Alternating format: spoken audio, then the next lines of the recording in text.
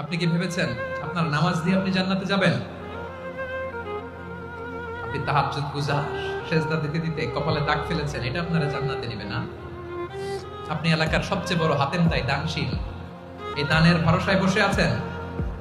খুশিন কালো আমাদের নামাজ, আমাদের রোজা, আমাদের ইবাদত, এগুলোকে মিজানের পাল্লায় উঠালে কোনো ওজনই হবে না। তবে আমাদের একটা কৌশল জানা আছে, আমরা আল্লাহর রহমতের ভিখারি। আমরা সেদিন আগেই গুনার স্বীকৃতি দিয়ে দেব। আমরা বলবো, আল্লাহ তুমি প্রশ্ন করার আগে তোমার একটা কথা বলি, আমারে কিছু জিজ্ঞেস করো না, আমি সব করেছি।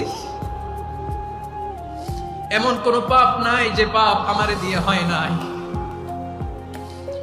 তোমার রহমত দিয়ে তুমি জান্নাতে পাঠাবা, তোমার দয়ায় জান্নাতে যেতে চাই, আমল দিয়ে না। পারবেন বলতে? কিয়ামতের দিন আমরা বলবো, আল্লাহ আমার আমল দিয়ে জান্নাত চাই না, আমি তোমার দয়া দিয়ে জান্নাত চাই। তোমার দয়া ছাড়া আমার কোনো উপায় নাই।